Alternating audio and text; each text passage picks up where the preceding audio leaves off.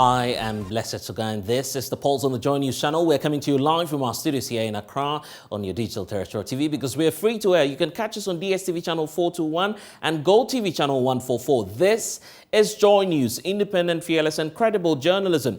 Coming up this afternoon on the Pulse, we ask the big question: is President Akufo-Addo losing the fight against corruption? The NPP government has completely lost control of the fight against corruption. President Akufo-Addo, in his inaugural address, promised to protect the public purse. Today, even that public purse cannot be found. Former President John Mahama Akufo-Addo's assurances that he will protect the public purse. This afternoon on the Pulse, we'll hear from government as they mount a strong defense against the former President Mahama's allegations. Also, the Ghana Bar Association is taking on the Auditor General, Godfred Yeboah, the Auditor General, for failing to exercise his constitutional power of surcharge, in spite of the findings that the state is losing about 17 billion cedis to financial malfeasance.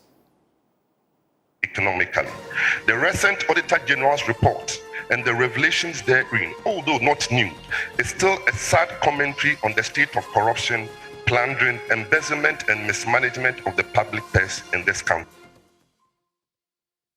Sure, that will get you the latest of what's happening in the Volta regional capital as far as the Ghana Bar Association's 2022 conference is concerned. Also, fallout from that indication and events going on in the Volta region indicates that the Attorney General, Godfred Yeboah, is actually taking a swipe at the National Democratic Congress for its persistent attacks on the judiciary. Although the NDC says the judges of our courts are biased, the Minister for Justice believes that the NDC is only bitter about losing the last presidential election petition. Figure which could not in any way affect the outcome of the presidential election. It is therefore perplexing how, if such a petition is dismissed by the court, it should form the basis for an allegation of unfair treatment by the court.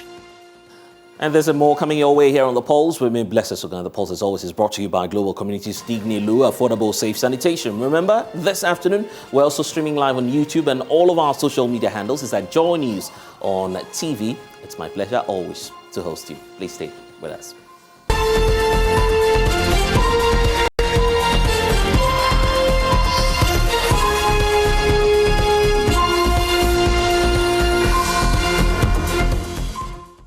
Akufo-Addo for failing to deliver on his presidential pledge to actually deal ruthlessly with corruption. Well, John Dramani Mahama argues that contrary to President Akufo-Addo's promise to protect the public purse, state resources have rather been depleted under his watch. We can listen to the former president.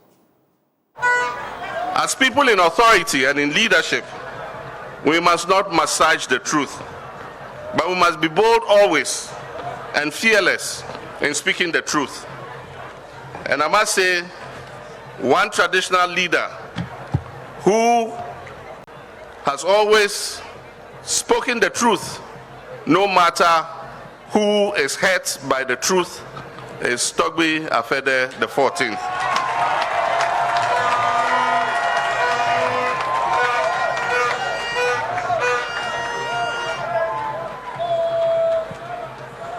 And so,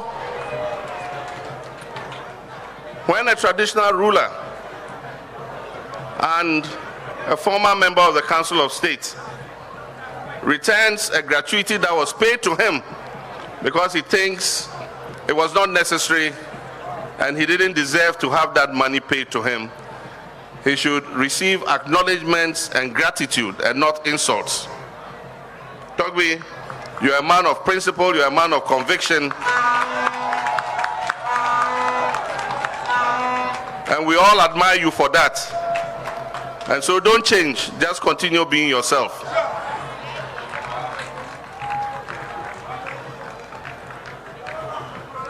As I said recently, I want to assure all Ghanaians that the next NDC administration, as I've recently said, will revisit the matter of Article 71 emoluments, especially the issue of ex gratia payments and the size of government, to cut down on expenditure as a way of protecting our scarce resources.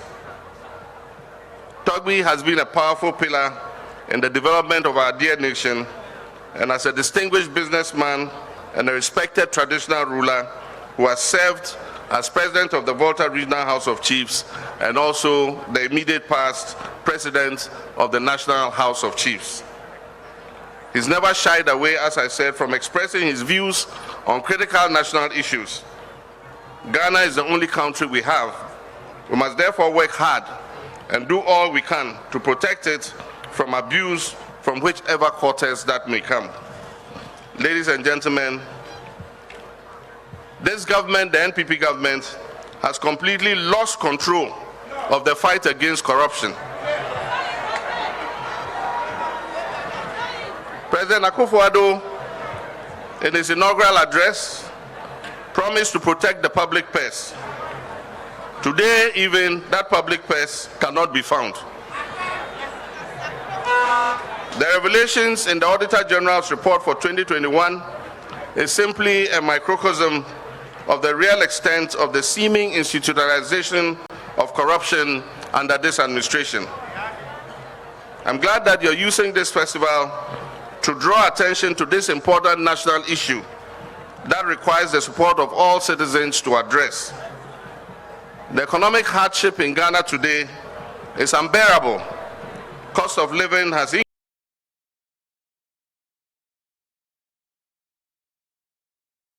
Well, so those are the claims of John Dramani Mahama. Let's try and subject that scientifically to data that we have. Is President Akufo-Addo really losing the fight against corruption? That's our conversation for today. In fact, there are some responses that will come through from the governing New Patriotic Party. Plus, we'll hear from some experts. But here's a pictorial status of what Ghana is doing as far as the fight against corruption is concerned. In 2012, obviously, John Mahama was around.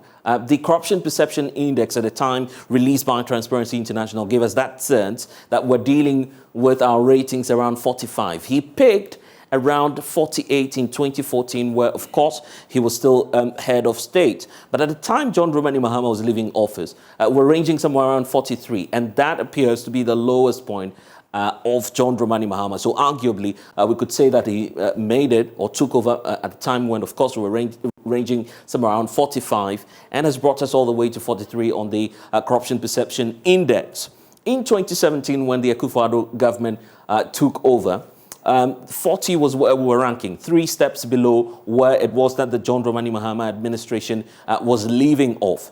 However, consistently and throughout the years, the president appears to have lost a point in each year. So what happens is that you find in 2017 at 40, 2018 we're at 41, inching a step upwards, and then we then moved up again, 41, stalled in 2019, and in 2020 we jumped 2 steps up, bringing us to 43, where, of course, he was taking over from John Dramani Mahama. So it paints that picture clearly that when we talk about the point at which John Dramani Mahama exited office and where President Akufo-Addo now, they seem to be at par. But what's your own interpretation of the figures as we see it, looking at how much effort John Dramani Mahama has put in place since 2012 to reduce us from that high point of 48, which many say was triggered by his own administration in 2014, and bringing us all the way to 43 in 2016, where President Akufo-Addo took it off from.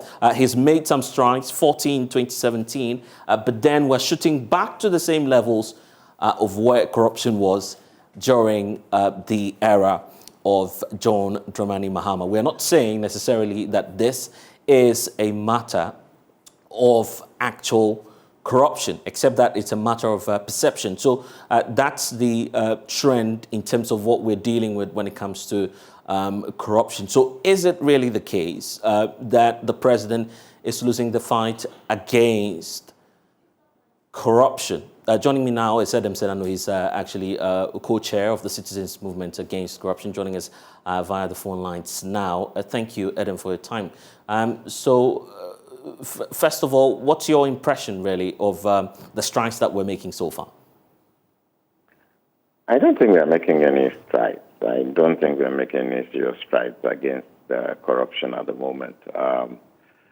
we appear to have been stagnant, and the enthusiasm and vim with which we started, especially the government of the current president, the excitement and enthusiasm of an anti-corruption government seems to have died out completely. So we don't seem to be making any serious inroads in the fight at the moment. Of course, when the president took over, we dipped a bit in terms of instilling confidence in the public that at least corruption was being dealt with. Yet we're still, it appears we're moving and inching up to 2016 when we're ranking somewhere around 43. Is that an indication that gradually, in terms of the perception out there, Ghanaians are not too confident in what it is that the president is doing about corruption? I lost a bit of the analysis you did. Can you just go over it? Yes, because John Mahama's high of 48 took over at 45 in terms of the index and left off at 43. The president dipped a year afterwards, moving us to 40, but then consistently we appear to be rising, and we're now at 43 where he took over from. So what are your readings? Yeah. I mean, it obviously, and by the way, these indexes are scientific. The correlation factor scientifically has been found to be strong, so they are not just perceptions. People like to talk about perception. But the point is this. If we move from 48 to 45, that was definitely an improvement. I mean, the lower you go, the better you are in terms of fighting corruption, and that's the indicator. Now, from 45 to 43, 43 to 41, but then coming back to 43 tells you that the momentum has been lost, and not just lost, but you are going backwards. And so that's really what, on the surface, the indicator is telling us. It means you did some things, you made some progress, but you are not sticking with what you put in place. You are not improving on it, and so you are sliding backwards. So that's the story. Some say that this is the time we need to mount more pressure on the president to make true to his promise. But how can we actualize that? Well, I mean, the thing is, if you have a president who is listening or has people around him who are listening and willing to take on board the sentiments of people, especially when there's constructive criticism, you see that in the kind of initiatives. And so leadership would then give you a vision and say, in relation to our fight against corruption, we've done ABC, but at this point we want to add DEF to further deepen the progress made, consolidate, and move on. And that's what you would be expecting. But there's been quite a deafening silence in terms of the issues of corruption, anti-corruption from the government at this point. So we're not quite sure where exactly any improvements will come from. We have a national anti-corruption action plan that provides a framework, a guide as to what we could focus on as a nation to get more traction. Picking that document and saying, look, we're going to pay more attention to aspect A or B, add more funding to C or D, and making sure it reflects in the policy statements of the president, of the ministers, ensuring very robust responses when there are issues of corruption that have arisen. All of that would be a strong indicator that we are serious about dealing with this canker. The issue about the general public, and in fact, this is coming at a time where, of course, we're receiving the Auditor General's report pointing out some malfeasance to the public sector. The former president believes this is just a microcosm of the kind of corruption within the system. Do you have that same perception as well? Because you've been mounting pressure on the Auditor General to begin to act anyway. Well, I mean, the thing is, any system where you are not dealing with corruption head on or any other form of graft, leaves the impression that anyone can get away with it. It's almost like you have a convenience store with a CCTV camera and people go in and pick out things and nobody has ever been arrested. But if in a similar neighborhood across the road, the CCTV camera footage is being used, the police are arresting people. The boys will understand that, look, as for supermarkets or convenience store, avoid it. But B, there we can go and make sure that we take care of ourselves. If the recommendations from our Auditor General report are not followed up to the letter and precedents set so that there is a public naming and shaming of persons and so that it enters a psyche of people who will be attempting something like that, no. I have seen enough reportage that tells me that this is a no-go area. It will continue unabated, and what you will see, which is what we've been seeing year in, year out, would be an increasing level of irregularities and losses to the state. So the jurisdictions where you see a minimization of graft simply happen because the laws work, enforcement is happening, people are being held culpable, and the rest of society can see and say, we don't want to follow this. We need that kind of responsiveness from our government and from the agencies that matter. For instance, the last time you staged that walk, of course, the Auditor General had indicated clearly that he was willing to engage with civil society, so at least we can recoup some funds we're losing to corruption and malfeasance in the system. Have you done that engagement already, and are we likely to see some results? Well, my colleagues, apparently, the engagement was on Friday afternoon, 3 p.m. I missed it, and I haven't come up to speed as to whether there was much progress in that meeting, so I would need to consult and then update you on that. But first of all, the Auditor General's Department took the posture that they agreed with the sentiments we had expressed that we should have had disallowances and surcharges, and it should ought to have been reported, and it should make a substantive dent in the 48 billion. If you just take last year, it was 17 billion. Not retrieving these amounts just means that you allow others to think we can carry on as if business as usual. So we were very hopeful. What they had said was they had started some work, but what they had retrieved was not much. I don't know what further and better particulars are available. My concern was whether the team that had worked with the former Auditor General was still at post, because perhaps it's an issue of institutional memory and the capacity to know how to go about it and get the resources back. Well, we'd have to leave it here. That Adam Senano is co-chair of the Citizens Movement Against Corruption. Well, that's more on corruption because the Ghana Bar Association is adding its voice to calls for the special prosecutor to go ahead and exercise his constitutional power of surcharge. In his latest report on the public sector, the Auditor General pointed out that financial malfeasance in the public sector was costing the state a little over 17 billion cedis, and yet only one person in this latest report is being ordered to refund monies wrongfully expended. Just last week, as I was indicating, the Coalition for Democratic Accountability and Inclusive Governance staged a protest to compel the Auditor General to exercise his powers of surcharge, adding his voice to these demands. President of the Ghana Bar Association, speaking at the 2022 Bar Conference in the Volta region, Ayaw Bafo, that the Auditor General ought to act fast.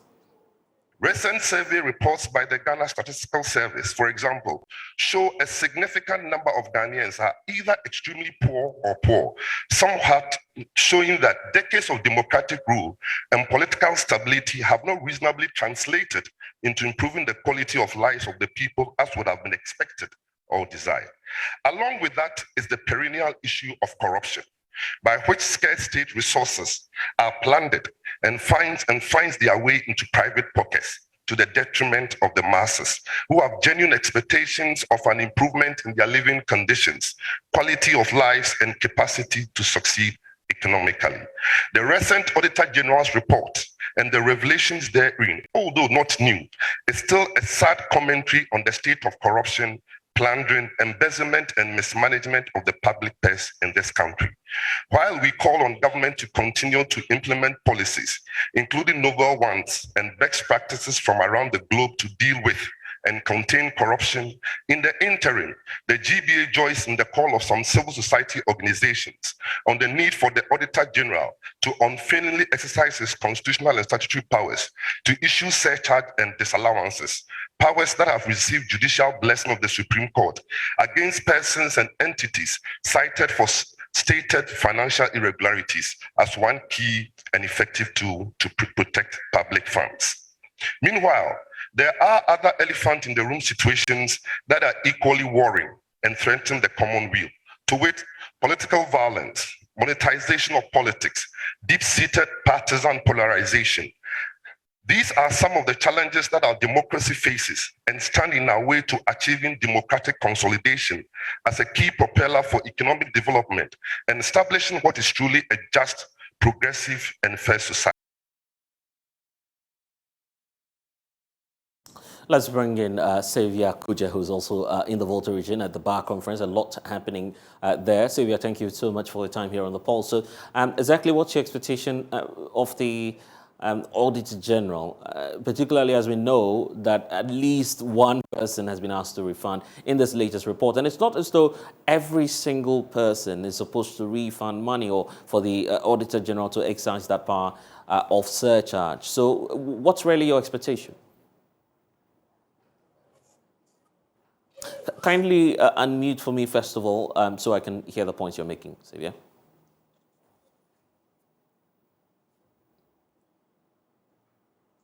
Sylvia, if you can hear me, I'm just asking you to unmute so we can hear the point you're making. Very well. Blessed, sorry. All right. I didn't know that you were talking to me. Forgive me. Right. So the auditor... Let me, can you take your question again? Yes, so the Auditor General, you are first and asking... foremost, thank you for the opportunity. Yes, you are asking the Auditor General to exercise his power. I'm saying that that's a discretionary power. It's not as though almost all the time we expect that the Auditor General will go ahead and be issuing his power of surcharge.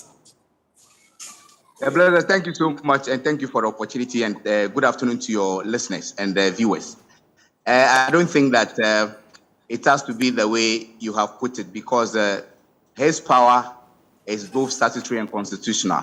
And even if it is discretionary, it has to be fairly and properly exercised. So as my president said, if in the face of all this, we see people languishing in poverty, why can't he just exercise it the way he should, so that some of these allowances and surcharges are dealt with? I think that's the point the president is making. But the point must be made that he has a statutory and constitutional mandate to do that. Right.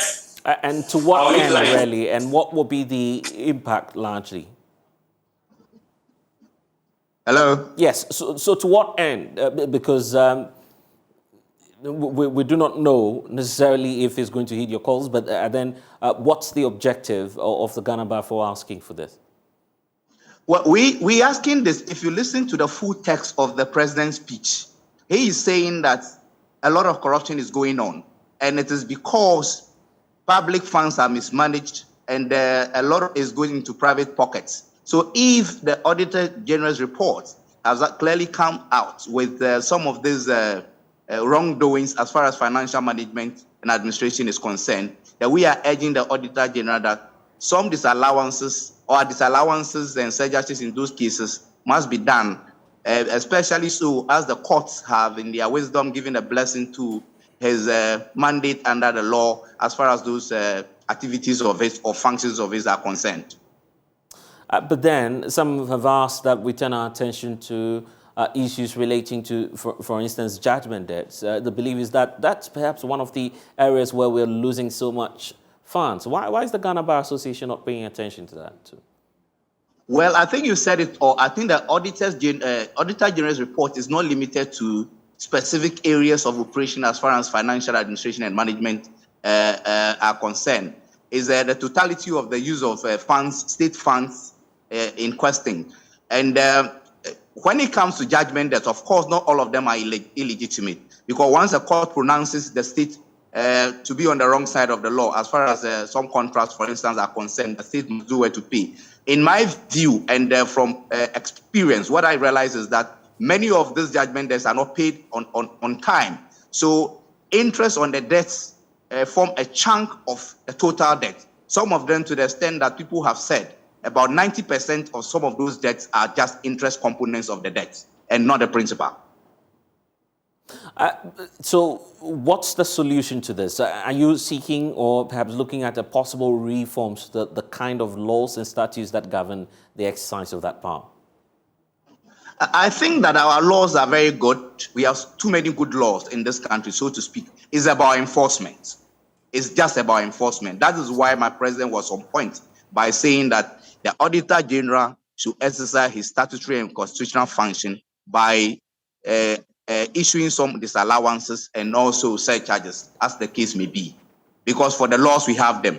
And I think that my advice would be that, yes, if the debts are legitimate, you must pay and pay them on time. Because, of course, if they delay, if the government delays in paying the debts, a lot more will be added by way of interest. And we know that the president was at this very bar conference, the opening, just a couple of hours ago. There are some who also put this squarely at the doorsteps of the president. The fact that he has the executive power, he could crack down on the issues of corruption. What's the take of the Ghana Bar Association on that as well? Well, as far as the call on the president to exercise his powers by cracking the whip, I don't think it's a call in the wrong direction. But the point is that in all these matters, you must lead evidence to show that clearly corruption has happened. If you trade bribery, for instance, I am one person who believes that our law needs to be looked at. If the law says that the giver and the taker are equally guilty, blessed, are you sure? Will you be sincere to say that if for instance, I bring you a brown envelope, so to speak, as a public officer, I will go and report that I've brought you some envelope because I'll also be charged. So I wouldn't do that. So unless and until the law is really looked at to the extent that maybe it is only the taker that will be guilty, then if you are taking something, you do not even know that is your opponent who has set that person against you. So you be very careful. Why the taker and why not the giver? Excuse me? Why the taker and why not the giver? Well, if both ways, then it amounts to the same thing. Because if we say that is the giver and the taker, it goes back to what I'm complaining about. You understand? So I think that, as you said, well, maybe one of them, but I would prefer the taker, because the taker will have to be very careful. Now, what I'm taking would amount to an infringement of the law and land me in jail or something like that, or I may be sanctioned. But as it is now, both the giver and the taker will be charged or are equally guilty of that wrongdoing. So who between the two will go and complain? Now, no complain, they will rather continue to benefit. And whenever the issue of corruption comes up, the judiciary is not spared. Are you reflecting on this at the Ghana Bar Conference, which is currently underway? Of course.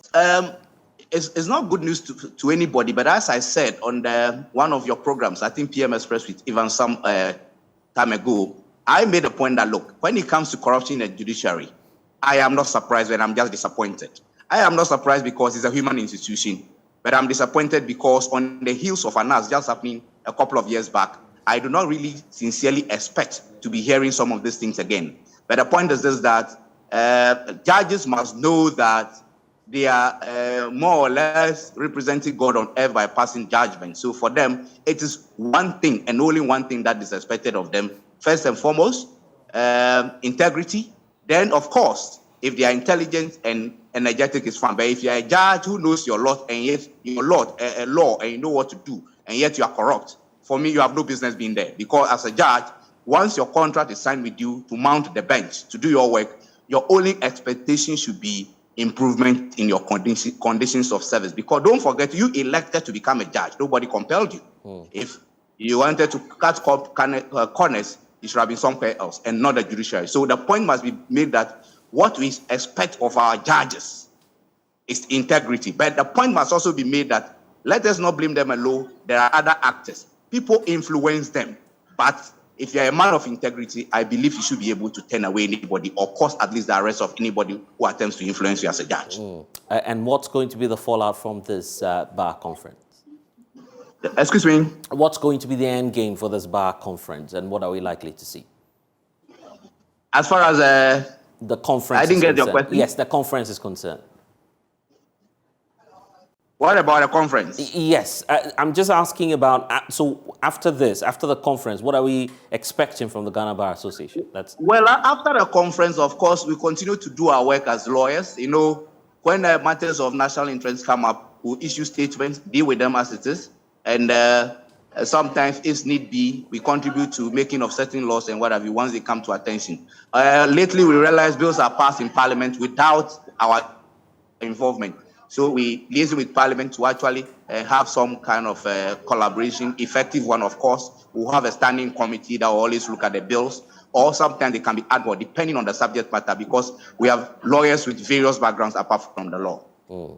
Anyway, I'm grateful, and of course, fruitful deliberations is what we wish you. We wait to see what the fallouts will be. That Xavier Kujia speaks for the Ghana Bar Association. Let's bring in Richard Ahiangba now. He's Director of Communications for the New Patriotic Party. Back to the issue of our top story, which has got to do with President Akufo-Addo's fight against corruption. You heard earlier former President John Dramani Mahama there talk about the fact that the president is losing that fight. The Director of Communication for the New Patriotic Party is joining us. Obviously, the NPP disagrees with the president. Richard Ahiangba, thank you for your time here on the Pulse. So the former president, they're indicating clearly that we can't even find the state's coffers. Where is it really? And where's the president keeping our monies, by the way?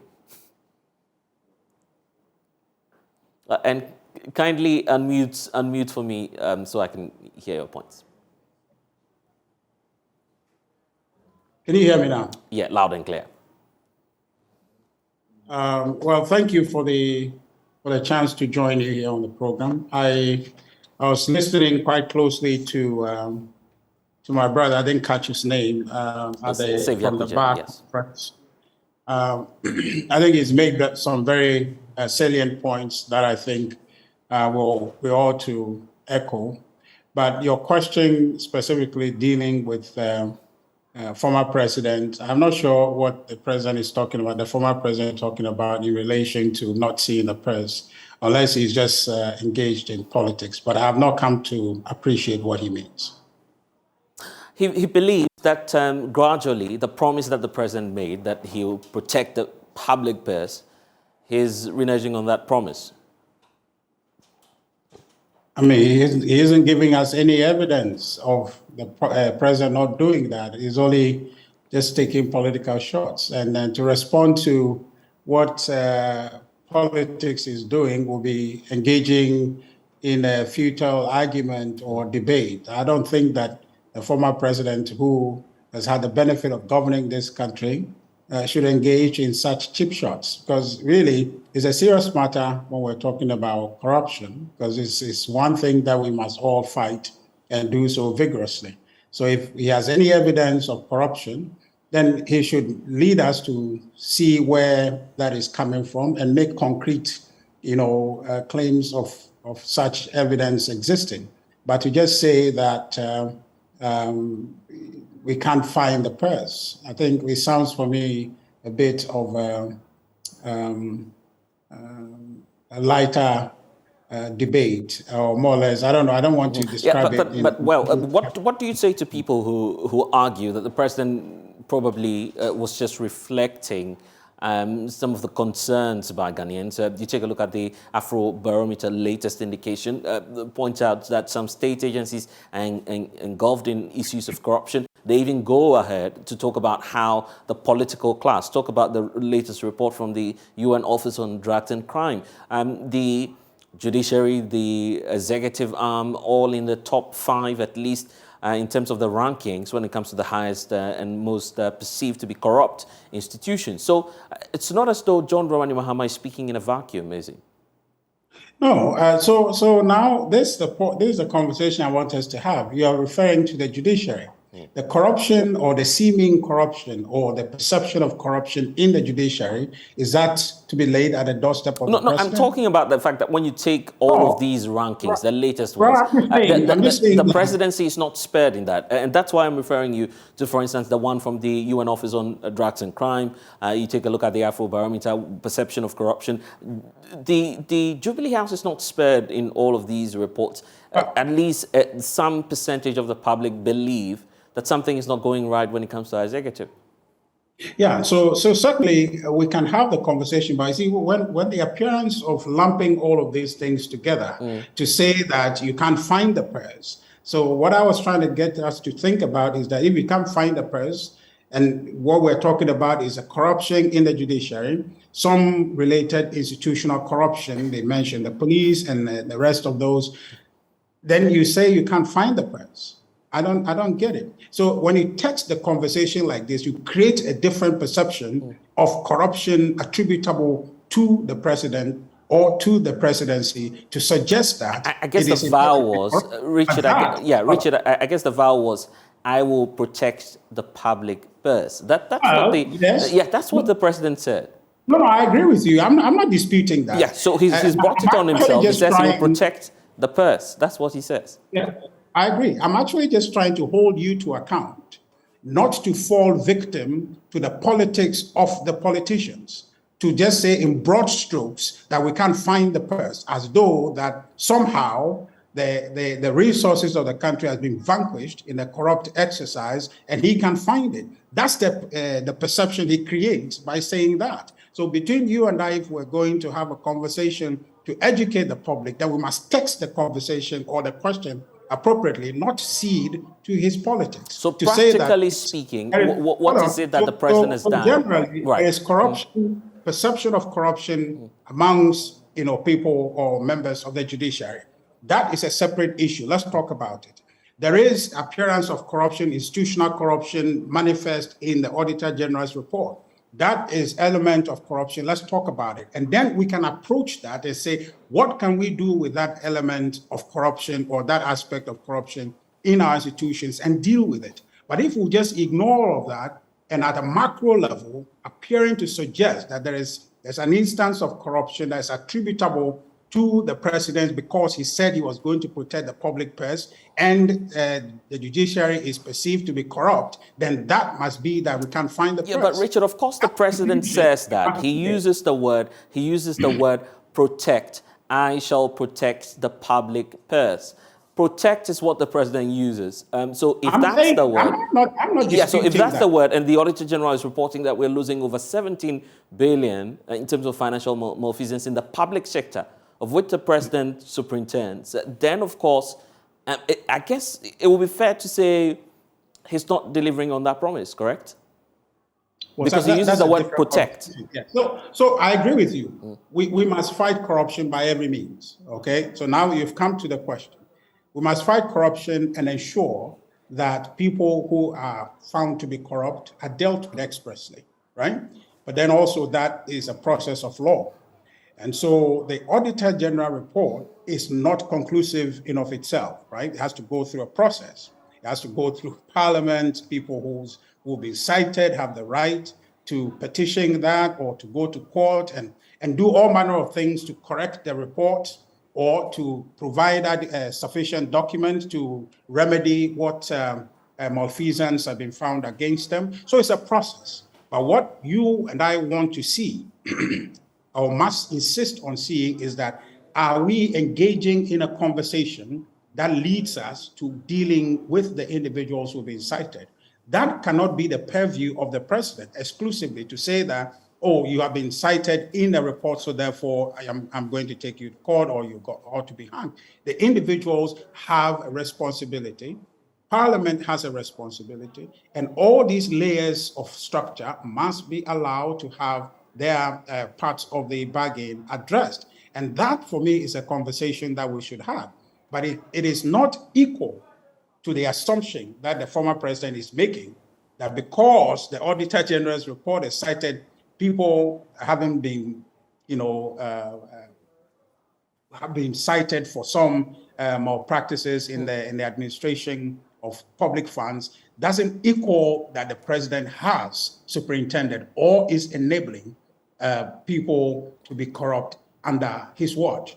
That conversation is what I think I want us to properly tee out and then have that appropriately. Because if we don't do that, what happens is that there is confusion and people don't understand, and then they end up saying that government is corrupt, the president is corrupt, which in fact is not the case. And your work is to inform and not to confuse. And precisely. That's why we're hearing from you, and that's why we're getting the account of the New Patriotic Party. I would ask you shortly about what practically this administration has done to instill that confidence in the perception the public has about the fight against corruption. But first, John Dramani Mahama appears not to be the only one in this. The recent coalition fighting the Auditor General over his exercise of the power of surcharge is equally blaming the auditor, the Attorney General, government's principal advisor on legal matters, for not taking up some issues of criminality that was identified in that document.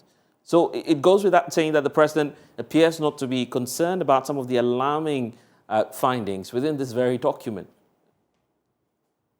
I don't think that that's quite the case. What is true is that there are levels of responsibility that must be attended to. Parliament inherently has a role to play, right? Why are we not focused on having Parliament play that role, right? When people appear before the Public Account Committee, we as citizens must take interest. That is an essential part of the accountability process. Do you agree? Are you not shifting blames? I'm not shifting blame. Yeah, I mean, because you made the promise. I mean, to be fair, no one forced the president to say he wants to protect the public purse. Nobody forced the president. You'd have to unmute. You can't say no. Yes, okay. Yeah. You can't say that nobody forced him. What he said has not changed, and he's committed to that. But it doesn't mean that because he has said that, he goes ahead to usurp the roles of other structures in our governance system. He cannot usurp the role of Parliament. He can't do that, even because he said that he wants to protect the public purse. That's why we have institutions, that we have layers of control that will work or must work together to achieve the end of protecting the public purse. Our Public Financial Management Act provides elaborate framework for all of this, for the disbursement of public funds to be secure or to be accounted for, right? So the idea, even going back to what the former president suggested, that we can't find the purse, is completely inaccurate. Because in the framework of managing our public funds, there is no way you go and take a public fund and there will be no way to account for it. Or there is no paper trail to show it went here and went there and went here. Okay? Now, what needs to be dealt with, if there is a perception or people have been cited in Auditor General's report to say they have disbursing public funds and we cannot account for it, they cannot account for it by way of showing paper trail, that must be dealt with. Those individuals must be held to account. And I'll support you any day for those people to be held accountable. But it does not equate to saying that because President Akufo-Addo is the president, so therefore that becomes his liability.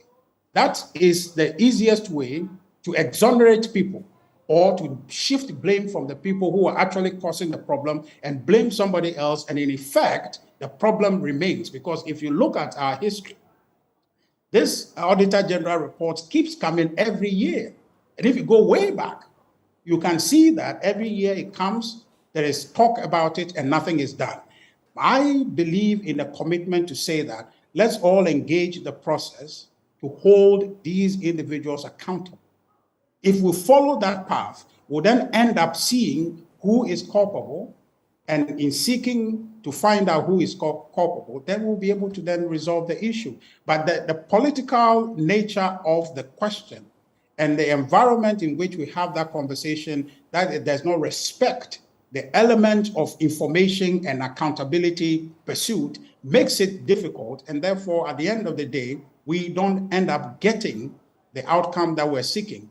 And so next year or subsequent years, you're going to find out that the Auditor General will release its report, and then there will be challenges to do with it, and we'll end up talking about it in a political term and nothing gets done, and we move on as citizens because all that people are interested in is to blame the president or the government of the day for it and not focus on where the problem emanates. That, for me, is doing a disservice to ourselves, and it's not going to help us to fight corruption in the manner we should to prevent people from leaking our public purse. And I mean, practically speaking, this is a party that promised that you're going to fight corruption at the time Ghanaians were voting for you.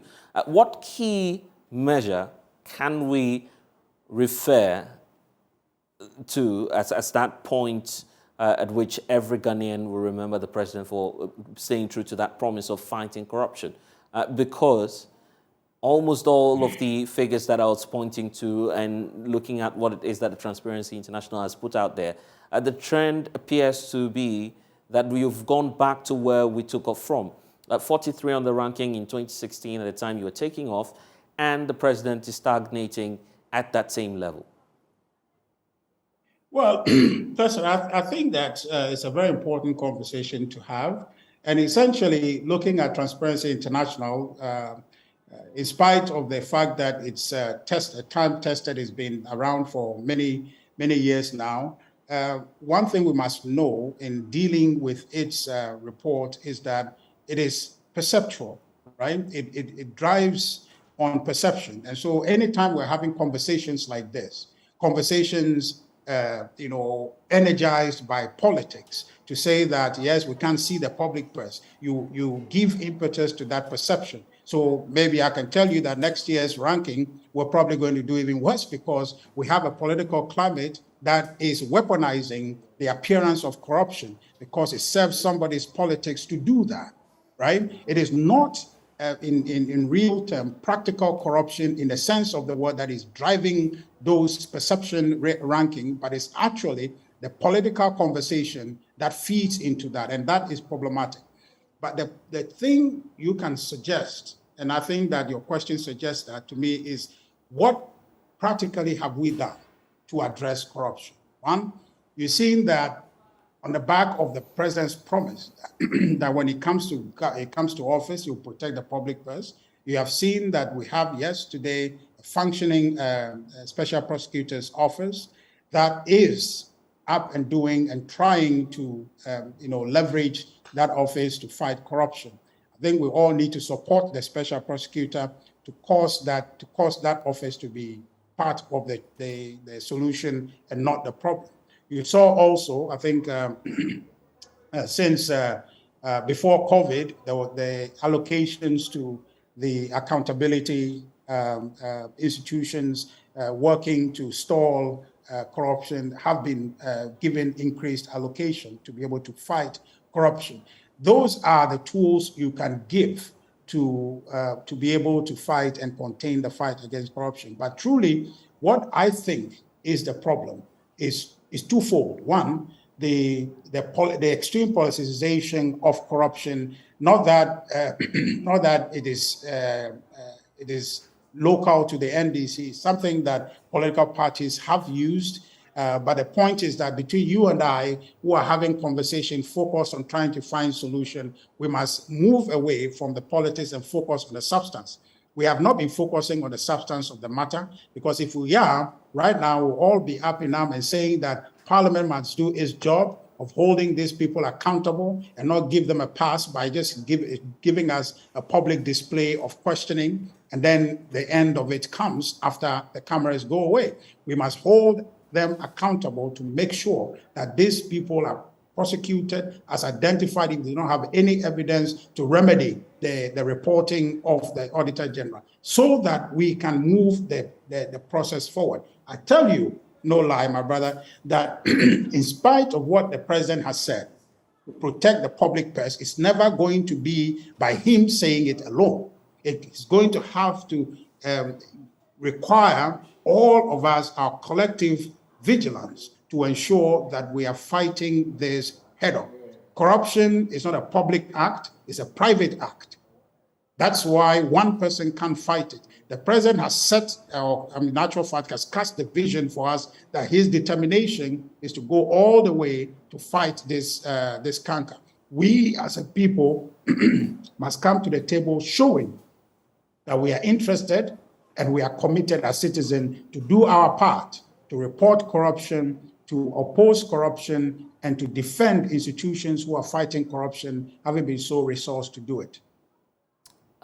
We'll have to leave the conversation here, but I'm grateful for the time that Richard Ayangba is Director of Communications for the New Patriotic Party.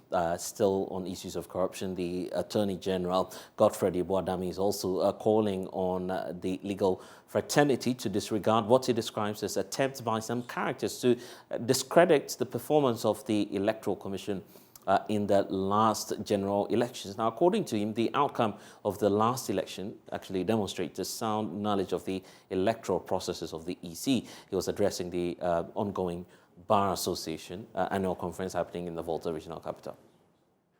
Elements of a democracy show that the conduct of elections is the bedrock of democracy itself. National elections represent a preeminent and I would say an undeniable vehicle for the electorate of every country to exercise real power over how they are governed and by whom. It is imperative, therefore, for the body constitutionally charged with the organization of free and fair elections in any democracy to live up to its constitutional duties. I am pleased to observe, however, that over the course of time, the Electoral Commission of Ghana has demonstrated a sound understanding of the sacred duty it bears to the people of Ghana to organize elections in a manner prescribed by the Constitution. This clear understanding of its basic duty to hold credible elections was firmly established when in 2020, under the most trying conditions forced upon the world by COVID-19, the Electoral Commission of Ghana remained unshaken in its quest to give to the people of Ghana an opportunity to select their own leadership. The Electoral Commission indeed rose to the occasion and delivered an internationally affirmed free, fair, and perhaps the most transparent elections in Ghana since the inception of the Fourth Republic in 1993. Such was the credibility of the election that the complaints of unfairness made in the Supreme Court by a losing candidate in the presidential election, strangely bordering on allegations of, I quote, wrong aggregation of votes and vote padding, end of quote, even though proven to be untrue at the trial, collectively involved a meager 6,622 votes, a number which was so patently insignificant to materially affect the outcome of the election, in which the winner won by well over 500,000 votes. It is important to note that the total number of registered voters in the last election was 17,027,941. The total number of valid votes cast, definitely less than the turnout, was over 13 million. Without belaboring the point, I allude to these figures to demonstrate that the appetite of the people of Ghana to freely choose their leaders in the generally acclaimed best way remained the same, even in the teeth of COVID-19. I consider it fitting, as leader of the bar, to call on lawyers to support the Electoral Commission, as presently constituted, to persist in its quest to deliver for the nation a free, fair, and credible election capable of measuring up to the test of international standards at all times. And also for the bar to resist the misguided and parochial efforts of certain characters to undermine our democracy through unwarranted attacks on the Electoral Commission. And we do know that former President John Dramani Mahama last month took on the judiciary for supervising, in his own words, rot and eroding public confidence in the system. Godfred Ibuadami says the attacks must be condemned. The President, the judiciary has shown consistently that it is the last line of defense for our country. It was thus with great dismay and embarrassment that I heard a person who has occupied the highest office of state, former President John Mahama, recently launched an unwarranted attack on the integrity of Ghana's judiciary. And I observed that this was really the latest installment of systematic and caustic attacks on our court by the former president, albeit unjustified. And I observed that this was really, and I'm compelled to comment on same in this address, because they border on the security of the state and constitute a deliberate pattern of conduct aimed at undermining the independence of the judiciary, an arm of government whose autonomy is crucial to its proper functioning. Such conduct is clearly deplorable, coming from one who has occupied the highest office of president and aspires again to that office. At this moment, it's important for all to note that I express this sentiment not because I stand in opposition to former President Mahama as a politician. My dismay is founded more on the fact that I'm a lawyer, and every lawyer ought to be concerned about these kinds of views expressed by a political leader in this country. It would be a sore omission if I fail to recognize that there have been other leaders of the political party to which the former president belongs. I do not recall either the late Jerry John Rawlings or the late Professor John Evans Atta Mills mount such a systematic and deliberate campaign of hate against the judiciary. In fact, never once did Professor Mills, Mr. Mohammed's former boss, launch any attack at all on the judiciary. Closely examined, one will notice that the source of the former president's unjustified attacks on the judiciary is the unanimous dismissal by the Supreme Court of his rather porous election petition, which indeed, in my respectful view, was dead on arrival and bound to be dismissed by any court worth its salt in the country. One cannot fail to note that his petition before the court in 2021 was a bundle of incompetent claims devoid of any substance. As stated already, the allegations of wrong aggregation of votes and vote pardon, which he put before the court, collectively involved only 6,622 votes, a figure which could not in any way affect the outcome of the presidential election. It is therefore perplexing how, if such a petition is dismissed by the court, it should form the basis for an allegation of unfair treatment by the court. It ought to be understood that it is a duty of the court to administer justice according to law. The court is not a mercy chamber to serve justice based on sympathy or affection. I observed with even greater worry that the former president, who is a non-lawyer, made this comment at a meeting of the legal committee of his political party. None of the lawyers raised a finger to contest the wrong and dangerous propaganda by the former president. By their silence, they became abettors of the propagation of hate against the judiciary. I find it worrying because lawyers ought to be the loudest and strongest defenders of the independence, integrity, and importance of the judiciary, rather than serving as tools for its destruction.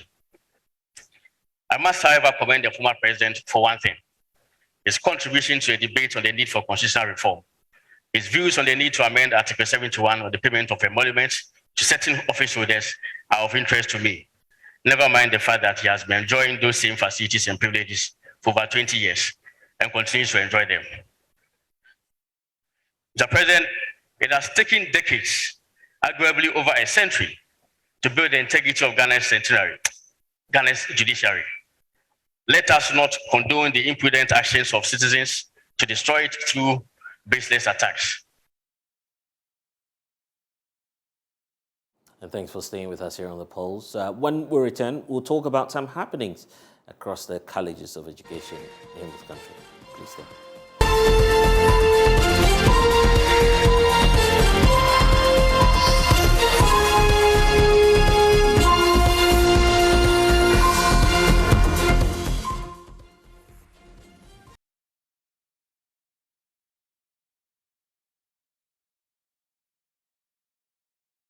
Well, CTAG is acting in bad faith. That's the response of the Ghana Tertiary Education Commission to the decision by the Colleges of Education Teachers Association of Ghana to withdraw their services across all 46 colleges of education across the country. The teachers have issued a notice that there would be no teaching and learning on campus for the next 28 days as teaching staff proceed on a mandatory leave en masse. This is unheard of, and already it's beginning to bite on campuses across the country. The Teacher Trainees Association of Ghana is getting concerned about the situation across all 46 colleges of education.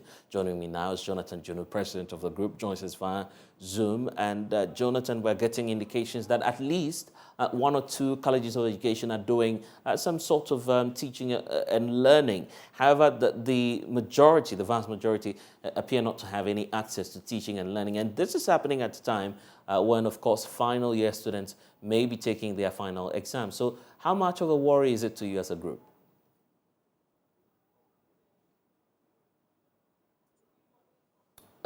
Jonathan, kindly unmute for me, but I'm just asking how much of a worry it is to you as a group.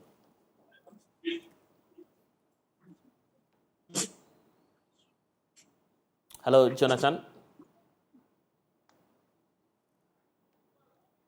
Jonathan, if you can hear me, I'm just asking about, of course, your concerns as the Teacher Trainees Association of Ghana, and what more steps you'll be taking to check the situation.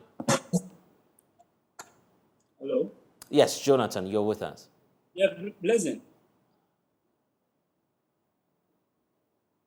Jonathan, I can hear you. Just go ahead. Yeah, so like I keep saying that the absence of the teachers on the various campuses has left us with frustration. As we speak, almost a week now, there is no sight of tutors on campus, and the students are just there. The unfortunate aspect of it is that those students who are trying to learn on their own, when they even go to the teachers for explanation, when they come across concepts that they don't understand, the tutors tell them that they are on leave, so they are unable to help them. And it's very challenging, especially for the final year students. For now, some two schools we understand are doing teaching and learning. What more checks? What more is your check? Revealing in terms of what's happening on campus?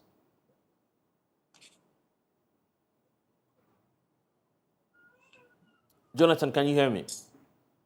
Okay, it appears that we're having some challenges connecting to Jonathan Jr. We'll try as much as possible and reconnect with him. But this afternoon as well, thousands of Ghanaians still do not have their Ghana cards, a primary document needed for the registration of SIM cards. The National Communications Authority has given all Ghanaians up to the 30th of September to register their SIM cards or lose their number. Well, that means that you have only 2 weeks to complete the registration process. The reason many have left their jobs to join the long queues at the Elwak Sports Stadium for their Ghana card. Some of them have been speaking to my colleague Joseph Akable. We are suffering too much. The youngs, the old, whoever, we are all suffering here. We are just talking. Because if you say something, they say that computer is slow. We are praying we get it today because we have to leave our works and then come and sit here since morning. And then you go back again without not getting your card. You don't even know when you come back here again for your card. So we are believing we all get our cards today so that we can go in peace. Looks of hope and despair. For some, it's an opportunity to make friends while whiling away time in this long wait. Different stories, but the same concern. We are coming for our card, our Ghana card. Does that mean that you've registered already, and when did you register? I think the beginning of the year, probably March there. But when I came, they told me I have an issue with the card, white paper something. So they took the card. Then they told me they'll call me back for the card. So they called me. Then when I came for the card, you can see there is a queue here. And then sometimes they don't just go according to the queue. There are people that will come protocol. They have to enter. And then there is misunderstanding. And then sometimes they give the cards to us. When we take them, it becomes invalid. You can't use it again. So you have to return the card again for them to work on it. And then it takes some time before you get to them again. So it means that you've not been able to register your SIM? No. And then they blocked my SIM too. And then you know that in Ghana, most of our works are on phone. You have to call a customer, talk to the person. Somebody has to send you money. And the network is not working. So I think we are pleading that they should do something about it. Because it's not like people are not willing to do the card. But just that the process takes too long for you to get your card. So if they are taking our SIMs from working, it's going to affect a lot of people. So they gave me a day to come. I came back, still not done. And they gave me a number to call. I called several times, no one was answering. So I came today for it again, and then I was told I have to join the queue again for my card. I've been here, this is my 4th time being here. She said her number had been blocked. Is that the case for you as well? Yes, me too. So I'm not able to make any call. They want government to help them by ensuring that many registration centers are opened. Very much frustrated. You come here 6 o'clock, 7 o'clock. They'll come and give you a whole lot of instructions. Do this, do that. If you don't do this, we can't do anything. I was here last month. They said I should go and gazette my name. For a whole 5 weeks, I went at this place, Accra. Today I went for it. I managed to reach here before 8 o'clock, and I'm still here.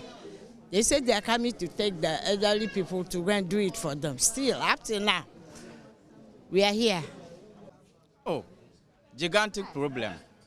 I came to join the queue where I was almost at the point of registering my card. And they told me that ordinary paper, they said because the person didn't write his name on it, I have to come and join this line again. And you can imagine all this. You can imagine all this, that somebody will leave your work, your daily production, and then come and sit in a queue like this. You see, wasting precious time. We are talking about digitization. Why can't they, develop proper means of which this registration can be easily done? This is the situation here at Airwork Sports Stadium, where many continue to wait in anxiety, expecting that the process will get smoother. Some, for many months, they keep coming in here hoping to get their Ghana cards. For JoyNews, my name is Joseph Akable. And Vice President of Imani Africa Ceylon Branty says the frustrations experienced by some mobile network subscribers in the wake of the punitive sanctions rolled out by the NCA have exposed the weaknesses in the architecture deployed by the authority in enforcing the SIM card registration process. He spoke earlier on the AM show. You have a process that is fraught with so many flaws that people do not even know the status of their registration, whether it's point 1 or point 2. And you resort to punitive measures because your assumption is that such people are recalcitrant. Then you have lost any basis or any reasoning around what we would call optimal and prudent policymaking. Because the truth of the matter is very simple. Why do you have a process that is so, circuitous, if I should put it that way, when there are far better ways to have optimally done this, where that stage 1 or stage 2 could have been combined into one stage?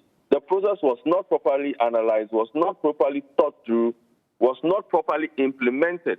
And yet, in spite of all the warnings and all the suggestions and all the things people said in public, all they could do was to go ahead and pig-headedly install what they call disciplinary measures, because they thought people were rather incalcitrant and people rather did not want to do what they wanted to do the way they wanted to do it. But you see, this is a world where people are very busy. People have so many things to do and all of that.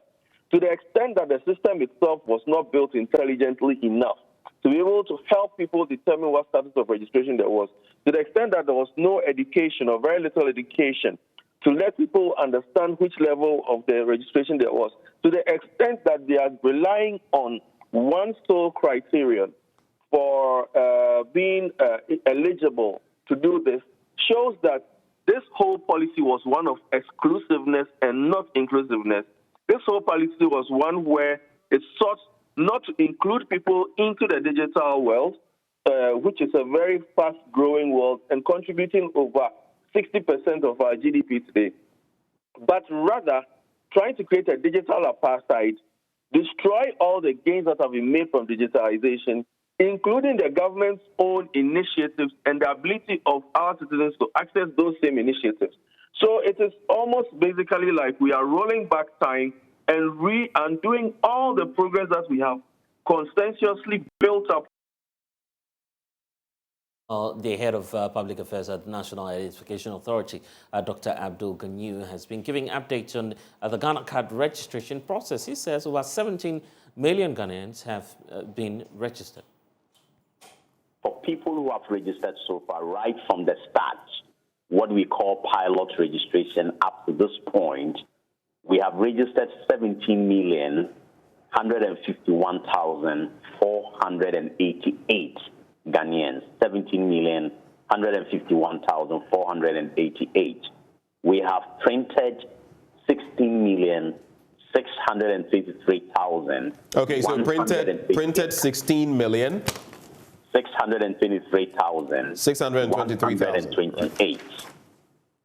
All right? Right. And then we have not printed, cards yet to be printed are 528,360. 528,360.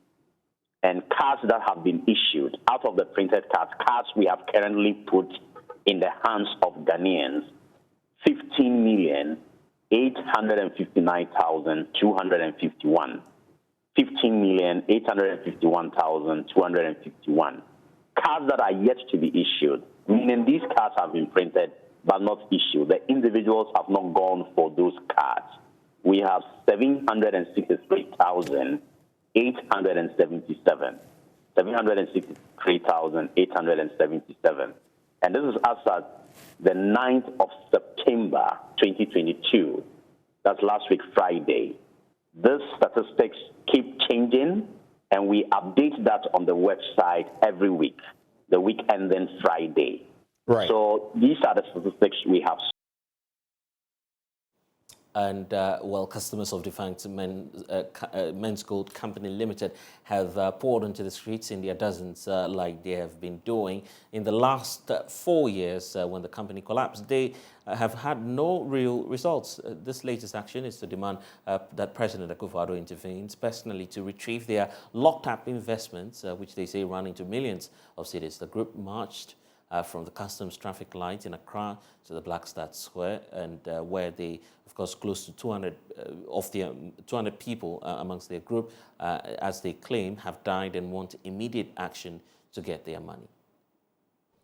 Nanado and a buyer was say a branch, a human fraud. I didn't sabato so when you know, and you sika my a fraud on ice can walk, Kasa Nanado, a share. Emma yenina ye sika ansa na mo beto adwuma ni mu a matum. My money is 200,000. 200,000. The old is 2 billion. It's a Menzgold now. You see? So now I'm even now. Omo e wood dosun. Ya yale dosun. Ya worry good dosun. Ya panicho. Onti na ni hwe kakra ya se ka manfo ne mano ho. Yes, run a power share. Ya panicho. Anu pe na me pese mekan a kire no. In fact, I'm not well. I'm not well. So this is what is happening. So Nanado, if he's claiming that he's a Christian, if he's claiming that he's a real president there, then he should give us some money. 4 years down the lane, we have lost a lot of our people, not less than 185. Many are ill. There are many orphans, children's future is in jeopardy. We don't know what is happening. So today, the message to the president is simple: that it is high time the president. He has so much powers. One of them is that he is able to show compassion. And Director of Operations at the Office of the President, Lord Comey, received a petition on behalf of the president, assured them that government has not left them to their own fate. In your petition certainly would be looked at. I've been asked by the president to represent him and receive this petition. Unfortunately, as I speak to you now, he's addressing the Ghana Bar Conference in Ho and follow up with a tour of the Volta region. So on behalf of the President of the Republic, I received this petition in this document. I will forward it to him when he arrives tomorrow evening, and I'm sure that whatever needs to be done would be done. You know your president already, and I'm sure that whatever processes that has been started, maybe I'm sure he knows exactly how to look at the issues and address them. So I thank you, and we're looking forward to still that meeting between us so we can get into details. Okay, let's take you back to our earlier story that almost all teaching activities and training activities across the colleges of education have halted, and this beginning to become a concern for the Teacher Trainees Association of Ghana. Jonathan Juno is president of the group, joins us via Zoom. Jonathan, you were telling us earlier about how concerned you are as a group over what's happening on campus. Yes, thank you very much. As we speak right now, all teachers on the various campuses are out of sight. 2 out of the 46, I learned that the tutors are on campus engaging the students. But the remaining 44, There are no tutors, and it's a very difficult for the student as we speak. Those who are trying to learn on their own and comes across a difficult concept, whenever they go to the teachers for help, the teachers tell them that they are on leave, so they are unable to help them. It's very difficult that final year students who are supposed to be engaged by their tutors are being faced with this kind of frustration for no fault of theirs. We as students are appealing to CTAC, the leadership of CTAC and PRINCOP, that as early as possible they should meet and find solutions to their differences, so that the teachers can come back to the classroom. And I keep saying that we understand that the teaching profession is one that when you accept to go in, frustration awaits you. But little did we know that our frustration will start at this early stage. Look at those who have been posted recently. They've taught for months, they've not been paid, they are living on borrowed money. With this kind of treatment, how do you even think of saving, investing, let alone making millions and becoming a millionaire or a billionaire? It's very difficult. What have we done wrong? Our only fault is that we have developed passion to serve this country in the teaching fraternity. It's very sad. So we are appealing to stakeholders that they should get this issue resolved as early as possible so that the teachers will come back to the classroom. And so how are your colleagues making up for this, of course, loss, the fact that you don't have teachers on campus? Because your final exam is also approaching. Yes, it's a question that we are asking. I'm glad that you've asked this. And this goes to both CTAC and PRINCOP. And now that they've been out of the classroom for almost a week now, what are the measures they are putting in place when they return? That should they return anytime soon? What measures are they putting in place to make sure that they reconcile the lost period that the students have had out of their leave or strike, whichever way they want to call it? Yesterday, I followed the program on the probe. I heard the CTAC president quoting from the harmonized status, trying to justify their reasons. The PRINCOP chair also giving a different counter. We as students, we are not interested in their legal knowledge or not. All we want is that they should find a way of solving their differences so that the teachers will come back as early as possible. So do you want the academic calendar to be rescheduled because your exams may fall within that 28-day period where they'll be going on a break?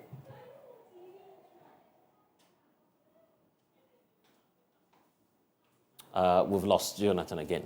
So let's move on. A cross-section of traders at the Kwame Danso market in the Central West district of the Bono East region are lamenting what they describe as deplorable conditions and the filthy environment at the market. They told JoyNews that the situation, coupled with the deplorable nature of the Tebubu Kwame Danso road, is adversely affecting their businesses, particularly during the rainy seasons.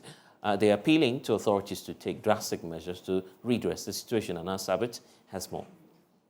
The poor shape of the Kwame Danso main market in the Sene West district of the Bono East region is negatively affecting general trading activities in the area. Traders here say the bad state of the marketplace is leaving them stranded during rainy days, making them uncomfortable in running their trades. Madame Rose Bribe is the market queen mother.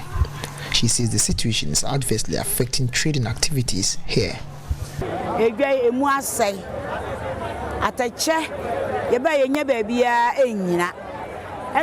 market is filled with water whenever it rains, and there are no shelves to keep our yams in during sunny days too.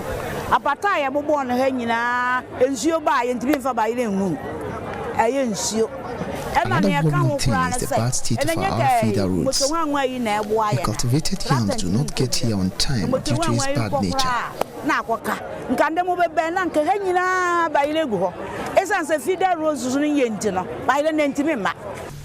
Osama Mohammed tells me that when it rains heavily, the market is moved to a different location as buyers do not visit the market due to its muddy nature. We wouldn't have been able to hold our trading activity here if it had rained this morning. We'll have to move to a different location because no buyer will step in this mud to buy yams. Malam Isa Mohammed on his part raised concerns about government's failure to establish a yam factory in the area despite promises to do so prior to the 2016 general elections.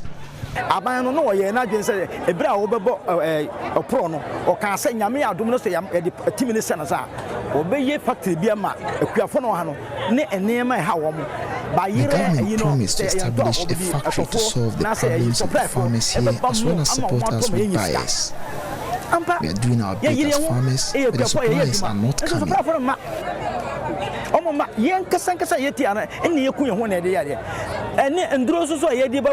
fertilizers we use on our farms too are very expensive now, and we can't even buy them. The market center has no water system, and the absence of a proper lighting system means trading activities cannot continue at night. The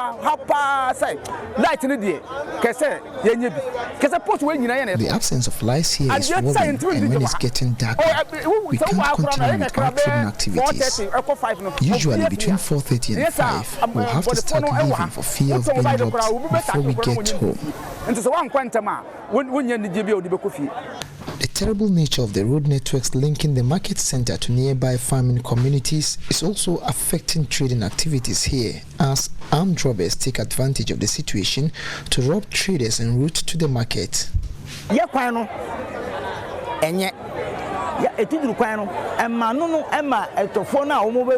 road is bad, and as a result, buyers do not come here as they used to. And due to this, armed robbers are attacking us always, and this is worrying. Due to the bad state of our roads, our customers now buy from the Atibu market because they sometimes spend 3 to 4 days here because there are no cars. And by the time they get back, the yams go bad, and they run across and don't return again. They say despite the insanitary conditions of the market, the assembly has neglected them, even though they still show up to collect market tolls. We've been paying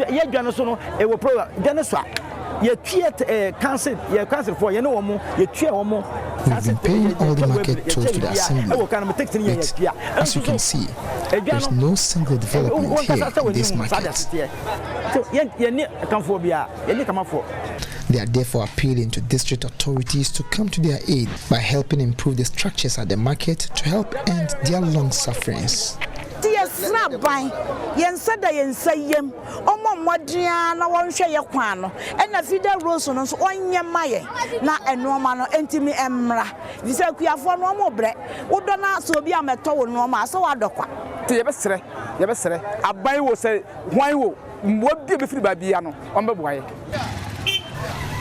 Anna Sabit, JoyNews, Kwame Danso.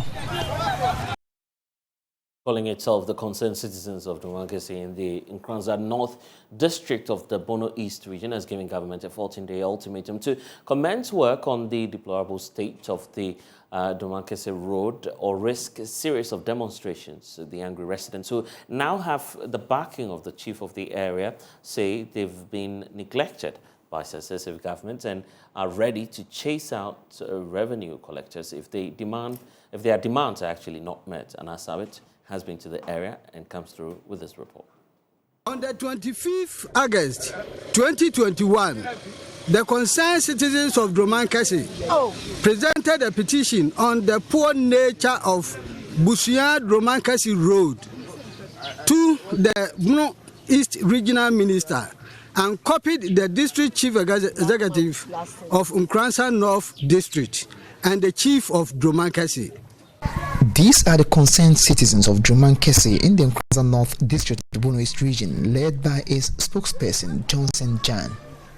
The group in August last year planned to embark on a demonstration to press home their concerns on the deplorable nature of the Busunya Dromankasi Road. However, the intervention of the chief of the area, Nana Danso Abiam, led to the suspension of the planned action to give space for the new DCE and regional minister who were newly appointed by government. The chief of Dromankasi, Nana Danso Abiam, advised us to suspend the demonstration as the regional minister and the DCE had just assumed office and we needed to give them time to settle down. After the suspension of the protest, the road was awarded to contract, but sadly, the said contractor has abandoned the project nearly 7 months ago. Today, The concerned citizens of Jumankese are back to officially give government, district and regional authorities a 14-day ultimatum to intervene or face a series of demonstrations until their demands are met. We cannot allow these roads to wallow in such unsatisfactory conditions. We therefore state that 14 days after this press conference, if the contractor is not brought back on site to resume work, we will have no option than to embark on series of demonstrations until our demand is met. The group say despite the significant contributions of Jumankese to revenue generation of the district, little is being done about their plight. Almost every year, we generate the highest revenue for the district. Actually, we the citizens of Jumankese and its surrounding communities feel neglected and cheated for a long time. The situation is impacting negatively on the lives of the people, especially when pregnant women are referred to either Nkranza or Techiman during labor.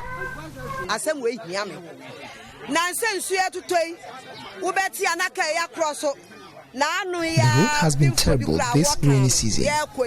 A pregnant woman en route to Nkranza after referral spent hours on the road because a long truck blocked the road. It took the intervention of some men to get her to cross to the next health facility.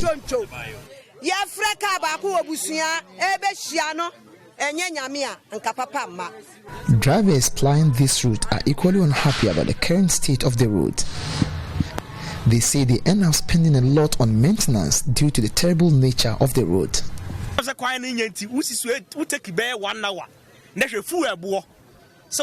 takes us about an hour to Busunya, and even though fuel prices are high, we get nothing on this route. We end up damaging our car parts.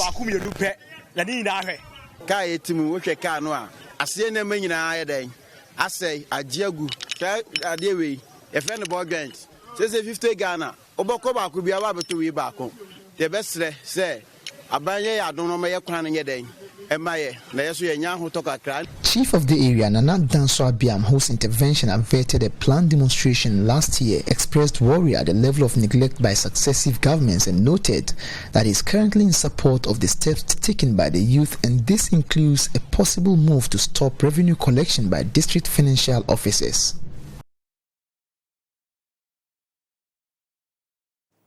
And the Pologu Multipurpose Dam, initiated by the New Patriotic Party in the Upper East region, may not be completed within this stipulated time. Official construction of the dam was begun in February 2020 and was scheduled to be completed in 50 months from that time. 30 months have now passed, and JoyNews investigations review on the grounds that when it comes to physical signs of ongoing construction of the dam, which was estimated to cost some $993 million, that is no longer the case. A JoyNews documentary titled A Dam of Promises, produced by Upper East Regional correspondent Albert Sorry, tracks the progress of the work on this dam. Next, I travel to Kurugu in the West Mamprusi municipality of the Northeast region, where the dam wall is supposed to be built. Kurugu is a farming community with a small population. In September 2020, I visited this community to check on the progress of work on the Pologu Multipurpose Dam after serious floods again occurred that year. The contractors for the dam project, Sino Hydro, had set up a campsite here at Kurugu. It was a fenced property on about 2 plots of land. Inside were several containers which I was told housed equipment and other valuables belonging to the contractors. This is August 2022. I returned to Kurugu, to the exact same spot, and the campsite has completely disappeared. The place was very secure. There was a gate and there was a security guard, and even some workers who were here making sure that the equipment that they had here were all intact. Today we have returned, and everything that was here before is all gone. This place It's completely deserted except for some blocks that are packed. There's also some chippings and basically debris of what is left after everything that was here has been moved. There is nothing left here to see as far as the contractor who was here is concerned. The chief of Kurugu, Adams Suleimana, tells JoyNews he was informed by the contractors that they removed the campsite because the area was getting flooded. When they convey the things to another place, they told us that they will come back when dry season because they have a tower which they measure for the water. When the water is up to that level, then they will be here. It was due to the water, so they have to convey their things. When it is getting to dry season, when the water goes down, then they will come and continue. However, at the time of my visit, there were no signs of flooding at the area where the campsite once stood. But what more work has been done here at Kurugu as far as the Pualugu multipurpose dam project is concerned? When the contractor came, they said people who are around that area, the flooded area, will be compensated with their farmlands. They even stopped them their pictures and gave them some papers, documents, and they even signed. And some people were completed, and they have a copy with them. They send the other copy to the national level. It came to a time and people were employed for the site. We also spoke to some residents and farmers here in Kurugu who witnessed the presence of the contractors and the kind of work they did. The only thing that we can witness is that they just dig a hole. They'll just dig it and remove some soil. So after they test the soil and everything, they told us that there is some problems they want to settle before they continue their work. So when they pack the things and go, they haven't come back again. When they came, they employ almost 1,000 people to work with them. Some of them were doing computer work, and some of them were doing manpower. You just use your energy, dig the ground to the level that they want, and they will pay you. The road from the Kurugu community to the campsite was bulldozed by the contractors to make it more accessible. Similar work was done on the road linking Kurugu to the Wulugu town. And that is all about the work done here on the Pualugu multipurpose dam project so far. Next, we go to Saraba, another community in the West Mamprusi municipality of the Northeast region. Here, we find these apartments, which were put up to be used as accommodation for the contractors and staff of the Ghana Irrigation Development Authority.